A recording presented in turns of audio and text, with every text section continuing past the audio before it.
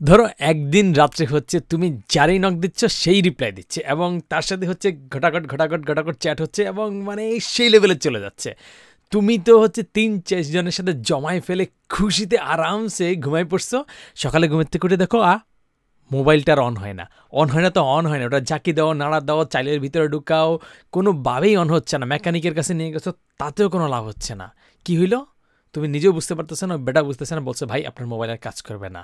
ব্যাস, তুমি যতজনের সাথে চ্যাট করছো, যতজনের ফোন নাম্বার বা ইমেল অ্যাড্রেস কালেক্ট করছো, কোনোটাই আর কাজ করতেছে না। এই মুহূর্তে তুমি কি করবা? কান্নাকাটি করা ছাড়া আর কোনো উপায় থাকবে না।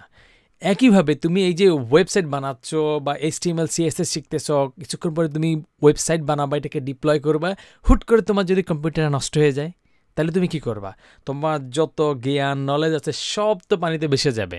আর কাউরে দেখাইতেও পারবা না, বুঝাইতেও পারবা না, নিজেও যদি রিভাইজ দিতে চাও তাহলেও তুমি দিতে পারবা না। এই সমস্যাটা সমাধান করার জন্য হচ্ছে একটা জিনিস আছে, এটাকে বলে হচ্ছে গিট। এই গিট জিনিসটা হচ্ছে প্রফেশনাল ডেভেলপার যারাই হয় সবাইকে ইউজ করতে হয়।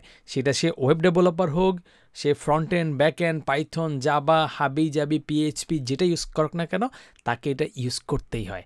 আর যদি কেউ একটা টিমে কাজ করে, কোনো একটা অফিসে কাজ করে, তাহলে তো তাকে অবশ্যই ইউজ করতে হয়। সো এই গিট ম্যানেজমেন্ট সিস্টেম নিয়ে হচ্ছে আমরা এই ভিডিও সিরিজ, এই মডিউলটা আলোচনা করব, যেখানে আমরা গিট কী জিনিস, গিট কীভাবে তোমার লোকাল মেশিনে ইনস্টল করা লাগবে, কিভাবে হচ্ছে তুমি গিটের মধ্যে রিপোজিটরি বা তোমার কোডের প্রজেক্টগুলোকে হচ্ছে স্টার্ট করবা, কিভাবে তোমার লোকাল যে তোমার কম্পিউটার আছে, কম্পিউটারের সাথে ওই গিটের যে ওয়েবসাইট একটা আছে যেটার নাম হচ্ছে গিট হাব, ওটাতে তোমার যে কোডগুলো আছে কোডগুলোকে কানেক্ট করবা বা কিছুক্ষণ কোড করার পর সেটা পুশ করবা। এমনকি তুমি মাল্টিপুল ব্রাঞ্চ কীভাবে তৈরি করবা, পুল রিকোয়েস্ট কীভাবে তৈরি করবা, এবং সবার লাস্টে তোমার কোড যখন ফাইনাল হয়ে যাবে, সব কিছু শেষ, তখন তুমি পাবলিশ করে দিতে পারবা কীভাবে। এমনকি পাবলিশ হয়ে যাওয়ার পরেও যদি হচ্ছে তুমি নতুন কোড লেখো, সেটাও তুমি তোমার ওয়েবসাইটে আবার কীভাবে অ্যাড করবা, পুরো প্রসেসটা খুবই সহজ এবং সিম্পলভাবে আমরা তোমাকে দেখাবো এই ভিডিওতে।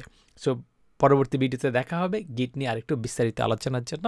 এরপর থেকে এই মডিউলটা তুমি যদি ঠিকমতো করতে পারো, তাহলে তোমার কোনো একটা কোড প্রজেক্ট যদি কিছু তুমি করার পরে তোমার ল্যাপটপ ভেঙে যাক, নষ্ট হয়ে যাক, কোনো সমস্যা নেই, তুমি আবার তোমার কোডগুলো, সব প্রজেক্টগুলো সবগুলো তুমি বের করতে পারবা। তো এটা খুবই ইন্টারেস্টিং একটা জিনিস হবে। দেখা হবে নেক্সট ভিডিওতে।